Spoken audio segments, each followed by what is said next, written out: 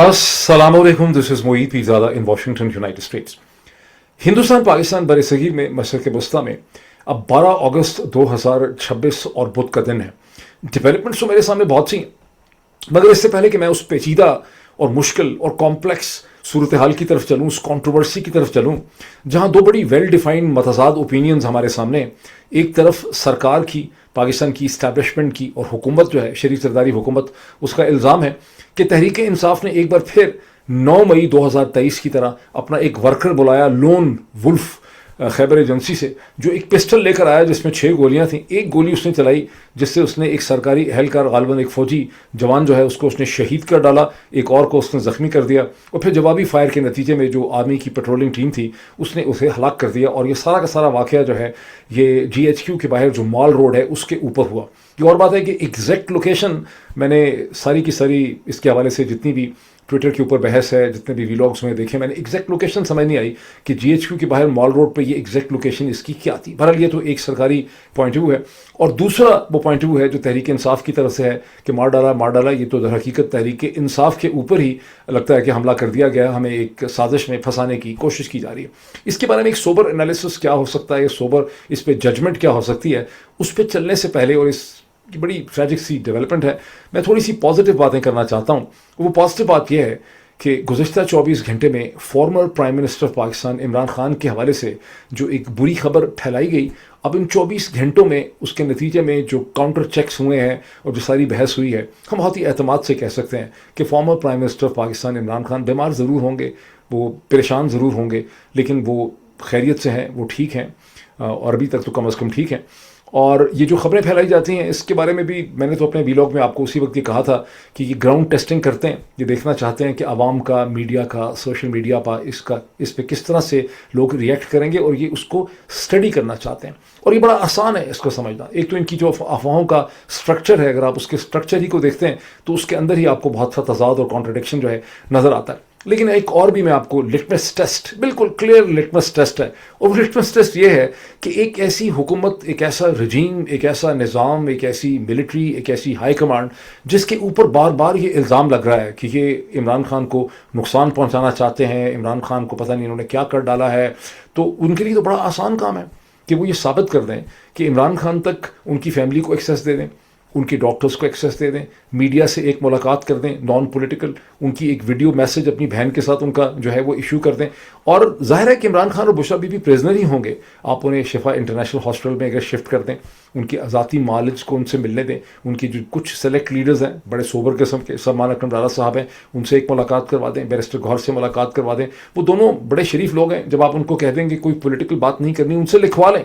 कि आप पॉलिटिकल बात कोई नहीं करेंगे, वो पॉलिटिकल बात नहीं करेंगे, वो हमें और दुनिया को इमरान खान की सेहत की कंडीशन बता देंगे। तो ये बड़ा सिंपल सा लिटमस टेस्ट है कि आप अगर ये कर देंगे तो तमाम अफवाहें, तमाम चहमगोइयाँ, तमाम जो नेगेटिविटी है रजीम के बारे में, वो कोलैप्स कर जाएगी एकदम। ये नहीं करते बिकॉज इस प्रेशर को ये कंटिन्यू करना चाहते हैं, और यही वो लिटमस टेस्ट है जिससे आप ये अंदाज़ा लगा सकते हैं कि जनरल आसिम मुनीर की और उनकी टीम की इमरान खान के हवाले से इंटेंशंस जो हैं वो नेक नहीं हैं, इनके इरादे जो हैं वो ठीक नहीं हैं। ये तो हुई एक बात,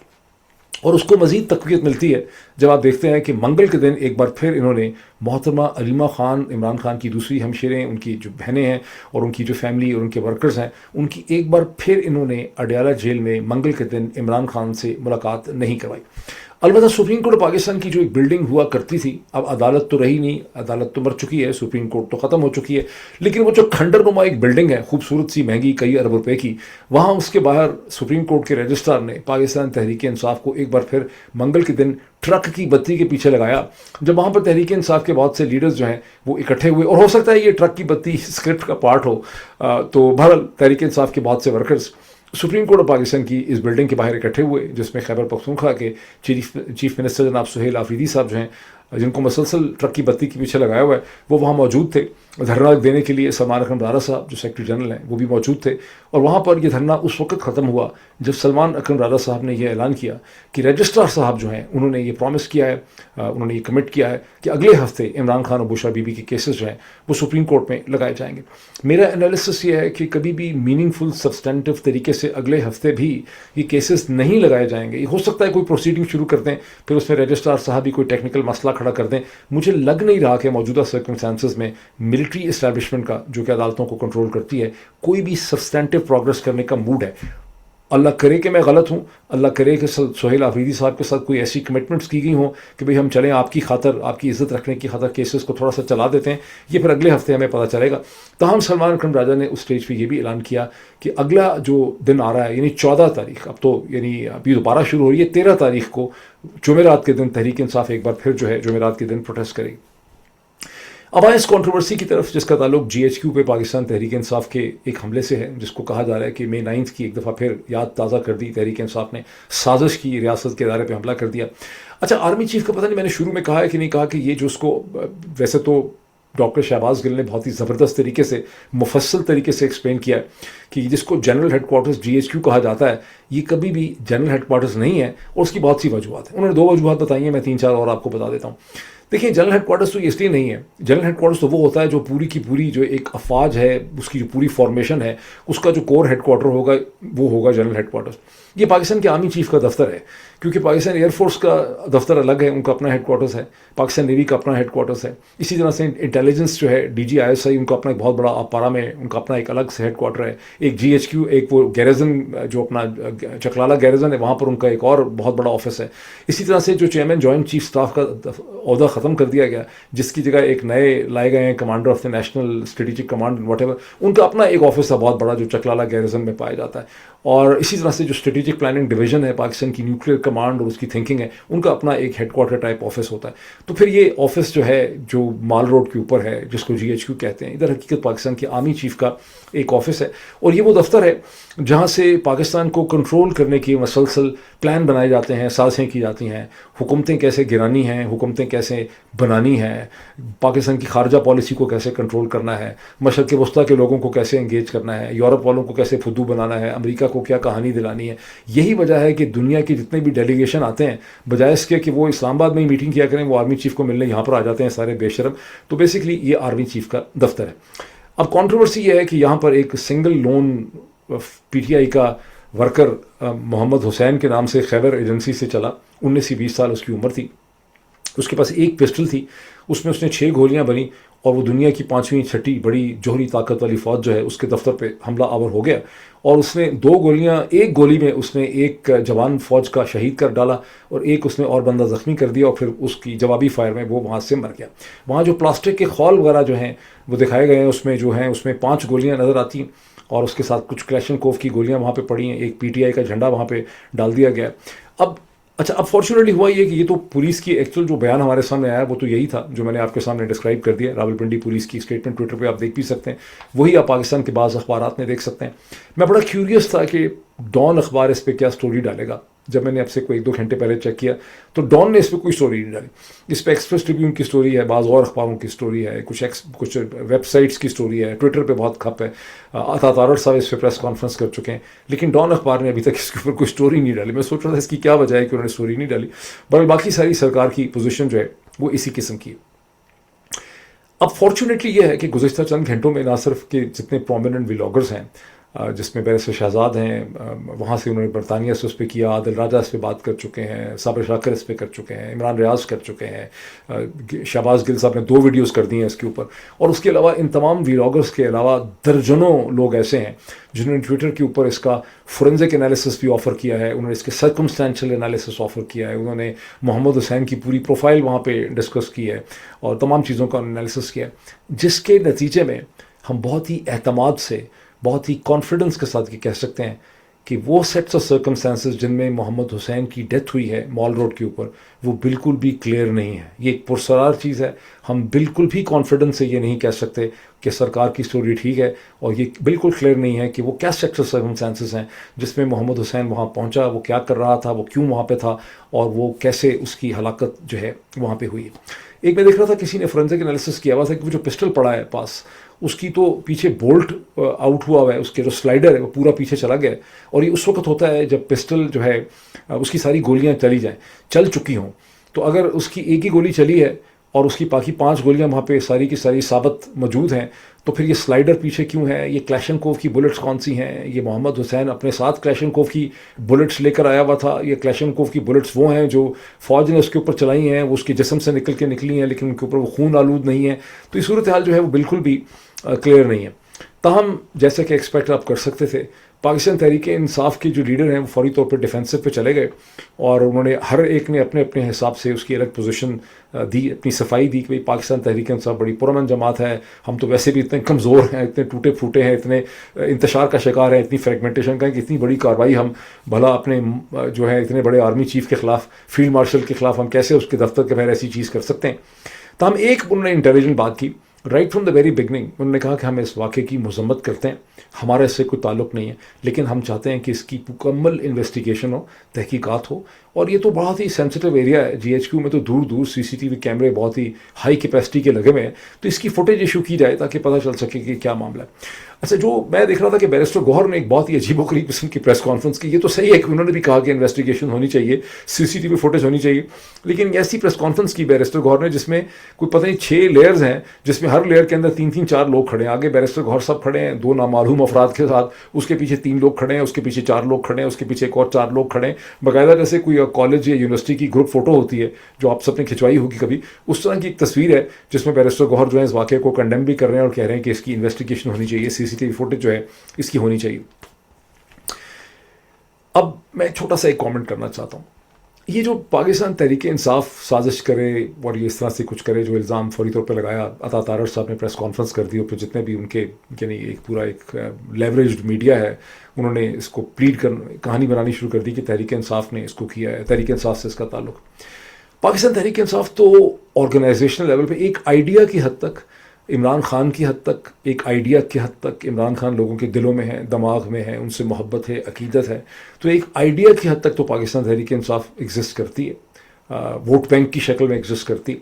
لیکن آرگنائزیشنل لیول پہ، ایڈمنسٹریٹو لیول پہ پاکستان تحریک انصاف ایگزسٹ ہی نہیں کرتی. اس کے جتنے بھی پاور سینٹرز یا ڈیسیجن میکنگ سینٹرز ہیں، جہاں کہیں بھی ہیں، پنجاب میں ہیں، سینٹر میں ہیں، کے پی میں ہیں، کہیں سندھ میں ہیں، وہ سارے کے سارے ان کو لوکل سیکٹر کمانڈرز جو ہیں اگر کنٹرول نہیں کرتے تو کم از کم ان کو ایڈوائز کرتے ہیں، ان کو سمجھاتے ہیں. جو یہ فیصلے کرتے ہیں، جو یہ اعلانات کرتے ہیں، جو یہ تاریخیں دیتے ہیں، جو یہ ڈیڈ لائن دیتے ہیں، وہ تمام آپ کو صاف نظر آتا ہے سرکمسٹینشلی کہ ان کو آئی ایس آئی کے سیکٹر کمانڈر جو ہیں ان کو مینیج کرتے ہیں. پاکستان تحریک انصاف کا کچھ کر سکنا یا پلان بنانا یا کوئی سازش کرنا جو ہے اس کا تو کوئی امکان ایگزسٹ ہی نہیں کرتا. اگر پاکستان تحریک انصاف کوئی ایسی چیز کرے تو سمجھیں کہ کسی سیکٹر کمانڈر نے وہ اس قسم کی کوئی چیز کی ہے. کنکلوژن یہ ہے کہ اس کے بارے میں بالکل بھی کلیئرٹی جو ہے وہ نہیں پائی جاتی، اور اس پہ انویسٹیگیشن ہونی چاہیے بڑی شفاف قسم کی. اس کی وجہ یہ ہے کہ جیسے بہت سال پہلے 90s میں، آپ میں سے بہت سے لوگوں کو یاد نہیں ہوگا، ایک پاکستانی تھا ایمل کانسی کے نام کا، بلوچستان سے، جس نے یہاں امریکہ میں آ کے، جہاں میں بیٹھا ہوں اس سے کچھ فاصلے پہ ورجینیا میں، کچھ میل دور آپ کہہ لیں کہ ورجینیا میں جو سی آئی اے کا ہیڈ کوارٹر ہے، وہاں پر اس کے باہر سڑک پہ اس نے گولی چلائی. 2 ایسے سی آئی اے کے افسروں کو، ایجنٹس کو اس نے مار ڈالا جن کے ساتھ اس کا کوئی لینا دینا نہیں تھا. اور پاکستان کے میڈیا میں اس وقت یہ خبر مشہور ہو گئی، کہانی تھی کہ ایمل کانسی نے یہ سب کچھ اس لیے کیا کہ اس کا باپ کو سی آئی اے نے مارا تھا، اس کا باپ کو سی آئی اے کا کانٹریکٹر یا ٹھیکیدار تھا جو ان کے لیے افغانستان اور پاکستان کے درمیان میں 80s میں 1983-84 میں اسلحے کی ویپن سمگلنگ کرتا تھا. اس کا بدلہ اس کو مار ڈالا سی آئی اے نے، یا اس کے چاچا کو بھی مار ڈالا. تو اس نے ان کا بدلہ لینے کے لیے یہاں پہ لینگلے میں آ کے اس نے یہ گولیاں چلائیں. تو ایف بی آئی کی یہ ڈیوٹی لگی کہ اس کو انویسٹیگیٹ کیا جائے کہ کیا واقعی اس کا سی آئی اے کے ساتھ کوئی ذاتی جھگڑا تھا، واقعی اس کے باپ کا کوئی اس طرح کا معاملہ تھا،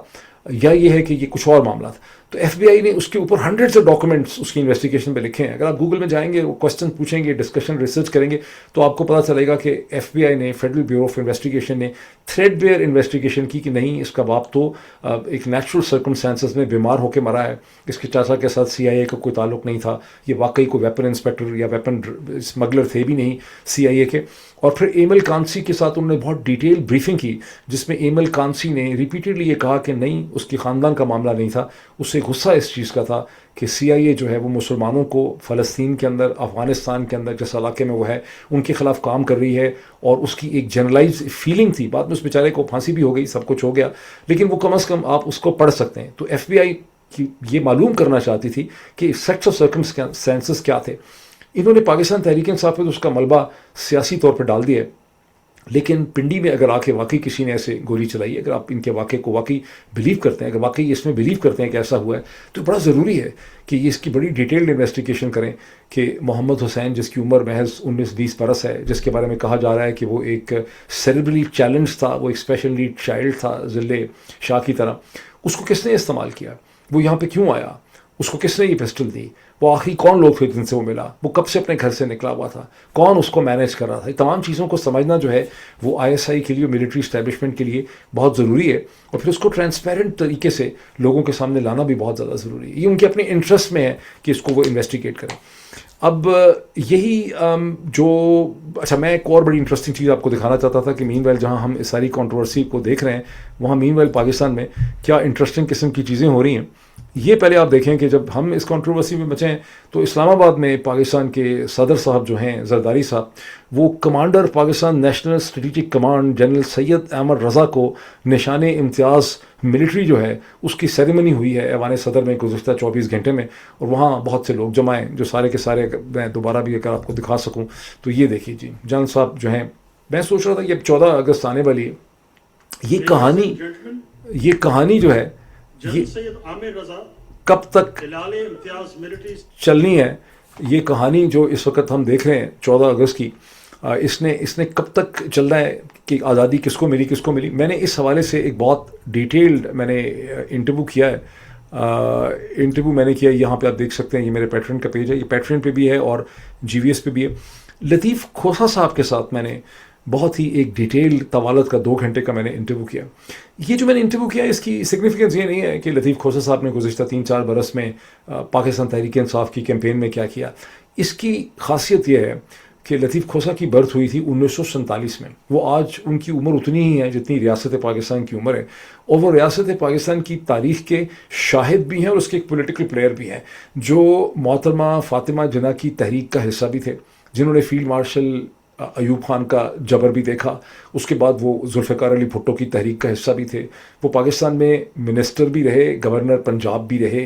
وہ غالباً ایڈوکیٹ جنرل رہے، وہ اٹارنی جنرل فار پاکستان رہے، وہ اس وقت پھر سینیٹر بھی رہے، اس وقت وہ MNA بھی ہیں، پھر وہ پیپلز پارٹی کا حصہ رہے، محترمہ بے نظیر بھٹو کے قریب رہے، اب وہ عمران خان کے قریب یعنی تحریک انصاف کا بھی وہ حصہ ہیں. اور ان کے ساتھ جو یہ ڈسکشن ہے وہ پاکستان کی تمام تر تاریخ ہے، فیلڈ مارشل ایوب خان سے لے کے فیلڈ مارشل عاصم منیر تک کا جو ایک ارتقاء ہے پاکستانی ریاست کا، اس کے حوالے سے یہ ڈسکشن ہے. یہ بڑی انٹرسٹنگ ڈسکشن ہے. یہ GVS کے اوپر ہے، اس کو کم لوگوں نے دیکھا ہے، میں نے اس کو نکالا بھی رات میں تھا، چینل کو بھی بڑا سپریس انہوں نے کیا ہوا ہے، لیکن میں آپ کو ریکویسٹ کروں گا کہ آپ اسے دیکھیں. جن لوگوں نے اس کو دیکھا ہے اب تک 30-35 ہزار لوگوں نے، انہوں نے اس کو بے انتہا پسند کیا ہے. آپ بھی اس کو دیکھیں گے، میکسیمم اس کو دیکھیں.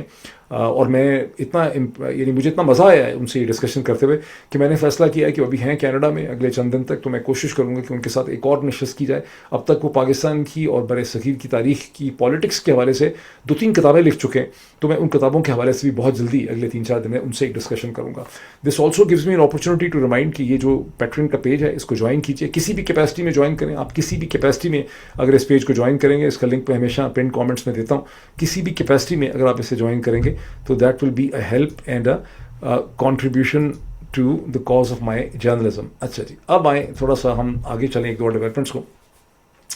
پاکستان کے وزیر داخلہ جناب محسن نقوی صاحب جو ہیں وہ ایک بار پھر منگل کو ایران پہنچے، تہران پہنچے. یہ پتہ نہیں ان کا 4تھا وزٹ ہے، یہ 5واں وزٹ ہے، مجھے بھول گیا اس کی نمبرنگ کیا ہے. اور وہاں پہ انہوں نے ملاقات کی ایران کے پریزیڈنٹ جناب مسعود پزشکیان سے. ویسے تو اپیرنٹلی تھا کہ ان کو ملنا ہے، ایرانی میڈیا کہہ رہا تھا کہ وہاں ان کے جو انٹیریئر منسٹر ہیں جو 1 مہینے پہلے پاکستان آئے تھے ان سے وہ ملیں گے، اور کلچر کے معاملات اور ڈیولپمنٹ کے معاملات اور ٹریڈ کے معاملات اور ریجنل ایشوز پہ ڈسکشن ہوگی. لیکن ملاقات ان کی ہوئی صدر مسعود پزشکیان کے ساتھ، اور ان کی ملاقات ہوئی ایران کے فورن منسٹر جناب ڈاکٹر عباس اراغچی کے ساتھ. اور پاکستان کے جو اخبار ہیں جیسے ڈان ہے، ٹریبیون وغیرہ ہے، وہاں پر یہ لگی کہ خبر لگائی گئی ہے کہ محسن نقوی جو ہیں وہ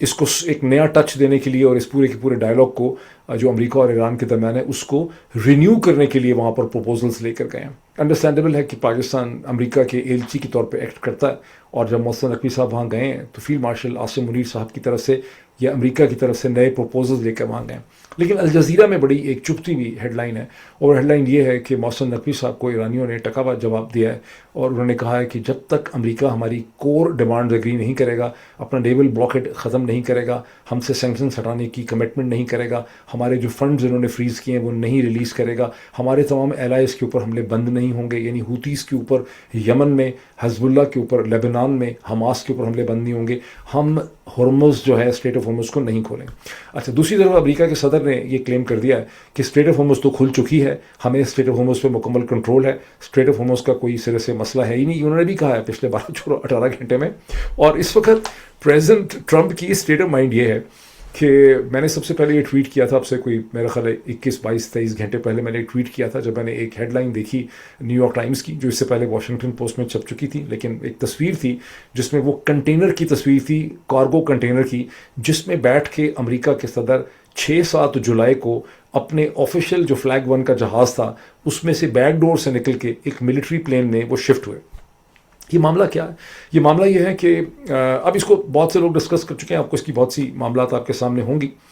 کہ امریکہ کے صدر یہ کہتے ہیں, اب وہ اپنی ایکسپلینیشن دے رہے ہیں جب سے اسٹوری آ گئی ہے, آگ بھگولے ہوئے ہیں, بیکاز پہلے بھی انہوں نے نیو یارک ٹائمز کے کورسپونڈنٹس کو بلایا ہوا ہے, ان کو چارج شیٹ کیا ہوا ہے کہ انہوں نے اسٹوری نکالی تھی جہاز کے حوالے سے, جب وہ نیٹو کا سمٹ اٹینڈ کر کے نکلے تو انہوں نے اپنا جہاز چینج کیا تھا. لیکن اب وہ ایکسپلینیشن یہ دے رہے ہیں, اوہایو میں تھے, وہ ایکسپلینیشن دے رہے ہیں کہ میں کیا کرتا, مجھے تو سیکرٹ سروس نے کہا تھا کہ میری زندگی کو خطرہ ہے, مجھے تو جو بھی انسٹرکشن وہ دیتے ہیں مجھے اس کو فالو کرنا پڑتا ہے. تو وہ فرنٹ ڈور سے داخل ہوئے, اپنے جو ایئر فورس 1 ہوتا ہے پرانا والا ایئر فورس 1, وہ نہیں جو قطر نے ان کو دیا, اور وہاں انہوں نے اس طرح سے ویو کیا لوگوں کو, اندر گئے, اندر سے ان کو اسمگل کیا گیا اور ایک کارگو کے گندے سے کنٹینر میں ڈال کے ان کو ایک ملٹری کا جو جہاز تھا اس میں ان کو شفٹ کیا گیا. اور پھر جو یہ جہاز تھا یہ ڈمی کے طور پہ اس نے فلائی کیا, بیکاز ان کی زندگی کو خطرہ تھا. کیوں؟ اس لیے کہ ان کو یہ بتایا گیا کہ ایران جو ہے وہ آپ کی زندگی کو نقصان پہنچا سکتا ہے. کہہ جاتے ہیں کہ چیئرمین جوائنٹ چیف جو ہیں ڈین کین, وہ اس پورے کے پورے آپریشن کی سپرویژن کر رہے تھے, وہ بڑے اسپیشلائز ہیں اسٹیلتھ آپریشنس کے اندر. لیکن نیو یارک ٹائمز نے اور واشنگٹن پوسٹ نے ایک سوال اٹھایا ہے کہ اگر واقعی اتنا زیادہ خطرہ تھا صدر کی زندگی کو, تو مارکو روبیو جو سیکرٹری آف اسٹیٹ تھے وہ اسی جہاز میں رہے, جو سیکرٹری ٹریجری تھے اسکاٹ بیسنٹ وہ بھی اسی جہاز میں رہے, بے تحاشا اور بھی گورنمنٹ کے ٹاپ آفیشلز اسی جہاز میں رہے, اور پھر کچھ ہوا بھی نہیں, نہ کچھ ملٹری جہاز کو کچھ ہوا, نہ فلیگ 1 کو کچھ ہوا. یہ کیا معاملہ ہے؟ یہ سوال تو اب میڈیا اٹھا رہا ہے, یہ ایسے سوالات ہیں جس کے جواب میں ڈونلڈ ٹرمپ یہ کہہ رہے ہیں کہ مجھے کیا پتا, مجھے تو سیکرٹ سروس نے کہا تھا شفٹ ہو جائیں. میں آپ کو تھوڑا سا اس کا ایک پرسپیکٹو دیتا ہوں. بہت ہفتے پہلے میکس بلومینتھل جو ایک بڑے respected American left of the centre journalist ہیں, یہودی ہیں لیکن بڑے سخت اینٹی زائنسٹ ہیں, چند دن بلکہ کہیں کئی ہفتے ابھی انہوں نے ایران میں تہران میں گزارے ہیں, جہاں سے جا کے وہ مسلسل بتاتے رہے ہیں کہ کس طرح سے ایران میں جو سناگوگز ہیں اور یہودیوں کی عبادت گاہیں ہیں وہ محفوظ ہیں, یہودی کمیونٹی وہاں پہ حفاظت سے ہے, کسی نے کبھی ان کا بال بیکا نہیں کیا, کبھی ان کو نقصان نہیں پہنچایا. Is a very brave man. Max Blumenthal کا میں نے جج نیپولیٹانو کے ساتھ میں نے ایک بڑی ڈیٹیل ڈسکشن دیکھی, یا کرس ہیجز کے ساتھ میں نے دیکھی بہت ہفتے پہلے, اور میری بڑی کوشش ہے کہ میں یہ جو میکس بلومینتھل ہیں ان کا میں کوئی انٹرویو کر سکوں, لیکن مجھے ان کا جواب ہی نہیں مل رہا ای میل پہ. بہرحال میکس بلومینتھل آتھر بھی ہیں, انہوں نے اس پہ بہت ڈیٹیل سے ہی بتایا کہ پریزیڈنٹ ڈونلڈ ٹرمپ کے مائنڈ میں یہ بات ڈال دی گئی ہے کسی طرح سے کہ ایران بھی ان کو مارنا چاہتا ہے, لیکن پریزیڈنٹ کو زیادہ خطرہ یہ ہے کہ زائنسٹ ان کو مارنا چاہتے ہیں, بہت ڈرتے ہیں, اور ان کو یہ خطرہ ہے کہ شاید مجھے زائنسٹ مار دیں, مجھے یا میرے بیٹوں کو مار دیں, اور الزام ایران کے اوپر لگ جائے. تو وہ بھی اوپر سے یہ پوسٹ کرتے ہیں کہ مجھے ایران سے خطرہ ہے, لیکن اندر سے ان کو زائنسٹ سے خطرہ ہے. اگر آپ کو شک ہے کہ میں آپ کو کوئی ایسی کہانی سنا رہا ہوں افواہ والی, تو آپ میکس بلومینتھل کو گوگل کریں, اور Max Blumenthal threats to Trump's life, اس کے حوالے سے دیکھیں, وہاں پہ آپ کو بڑی انٹرسٹنگ قسم کی انفارمیشن جو ہے اس حوالے سے ملے گی. بہر یہ پریزیڈنٹ آف یونائٹڈ اسٹیٹس کی اس وقت اسٹیٹ آف مائنڈ ہے, جس کے درمیان میں جو منگل کا دن تھا وہاں پر ایک بار پھر بہت اچھا تیل کی پرائسز اوپر چلی گئی ہیں. صدر یہ کہہ رہے ہیں کہ میں نے تو اسٹریٹ آف ہارمز کھول دی ہے, کھلی پڑی ہے, میرے کنٹرول میں ہے, لیکن گزشتہ 1-2 دن میں جب سے ایران نے اور ایران میں اس وقت محسن जो मोहसिन रज़ाई जो हैं वो इस वक्त मेन पावर के तौर पे इमर्ज कर रहे हैं, जिनको एक हेड या सेक्रेटरी लगा दिया है मुश्तबा खमेनाई ने। ईरान की नेशनल सिक्योरिटी जो काउंसिल है उसके वो हेड लगे हैं। गुज़श्ता चंद दिनों में अपेरेंटली मुश्तबा खमेनाई ने बहुत से डिसीजंस किए हैं, बहुत से लोगों को एलिवेट किया है, उनको एम्पावर किया है। तो ईरान की जो नई पोजीशन सामने आई है, उसके बाद तेल की वो प्राइसेस जिनके बारे में डोनाल्ड ट्रंप ने सिर्फ 2 दिन पहले कहा था कि $75 पे आ गई हैं, मुझे कोई बहुत मसला नहीं है, वो बहुत तेज़ी से राइज कर गई हैं। फ्यूचर प्राइसेस भी राइज कर गई हैं। जो वेस्ट टेक्सास इंटरमीडिएट है उसकी प्राइस भी बढ़ गई है। जो इसे कहते हैं ब्रेंट क्रूड है इंटरनेशनल, वो तो मेरा ख्याल इस वक्त ऑलमोस्ट $85-86 के ऊपर चला गया है, और जो वेस्ट टेक्सास है वो भी तेज़ी से ऊपर जा रहा है। लेकिन सदर कह रहे हैं कि मुझे कोई मतलब इस वक्त है नहीं। पिछले 24 घंटे में ट्यूसडे के दिन में जो बहिरा अहमर है, रेड सी, वहाँ पे खासी मारधाड़ हुई जब हूथीज़ ने अपेरेंटली एक इजिप्शियन जहाज़, बाज़ जगहों पे लिखा है कि ये हूथीज़ कहते हैं कि हमने एक सऊदी जहाज़ के ऊपर हमला किया। मीडिया ये कहता है कि सऊदी नहीं था, ये इजिप्शियन रजिस्टर्ड जहाज़ था, थिएमिया के नाम से, थिएमिया। और उसमें 6 लोग जो हैं, कहीं 4 लिखा है कहीं 6, लेकिन 6 का फिगर ज़्यादा है, 6 लोग जो हैं जहाँ बहक हुए हैं। उसमें अनफॉर्चुनेटली 3 पाकिस्तानी सेलर्स हैं उसके अंदर। एक तो ये वाक़या हुआ।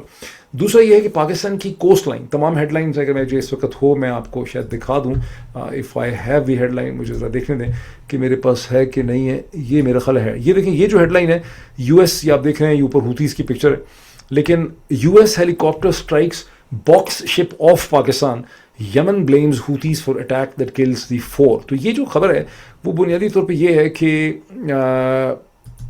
हूथीज़ जो हैं, हूथीज़ का तो मैंने आपको बता दिया। एक अमेरिकन जो गनशिप हेलीकॉप्टर है उसने एक जहाज़ पे जो बाउंड था फॉर ईरान और वार्निंग्स पे नहीं रुका, पाकिस्तान की कोस्ट लाइन के करीब उसके ऊपर जो है अमेरिकन ने हमला किया और उसको आग लग गई और वो नाकारा हो गया। मैं ये आपको एग्जांपल इसलिए बता रहा हूँ कि एक ऐसे वक्त में जबकि जनरल आसिम मुनीर ने एक स्टेज सेट कर दिया है थ्रू द मैक्का अकॉर्ड, उससे पहले भी डिफेंस एग्रीमेंट से, मशरक़ वस्ता का जो ये इम्ब्रोलियो है, बड़ी कॉम्प्लेक्स किस्म की जो सिचुएशन होती है उसको इम्ब्रोलियो कहते हैं। स्पेलिंग में ये इम्ब्रोग्लियो लगता है, लेकिन ये इम्ब्रोग्लियो नहीं है, इम्ब्रोलियो है। ये जो इम्ब्रोलियो है इसमें ऐसा फंसा दिया है पाकिस्तान को, ऐसी स्टेज सेट हो गई है और ये कॉन्फ्लिक्ट बढ़ता चला जा रहा है। आप देख रहे हैं कि US नेवी पाकिस्तान के बॉर्डर्स के करीब ऑपरेट कर रही है, पाकिस्तानी सेलर्स जो हैं उसका निशाना बन गए हैं। पाकिस्तान ने डिफेंस पैक किया हुआ है कि हमारे ऊपर कोई हमला होगा तो हम उसका हिस्सा बन जाएंगे। मुझे लगता है कि जो रेड सी इन बहरा अहमर है, ये एक इमर्जिंग फ्लैश पॉइंट है इस कॉन्फ्लिक्ट का, और ये कॉन्फ्लिक्ट बढ़ सकता है। This is what I have to से एट दिस टाइम। अब देखिए चंद घंटों में या एक आध दिन में आपसे फिर दोबारा मुलाकात होती है। अभी इतना ही, थैंक यू।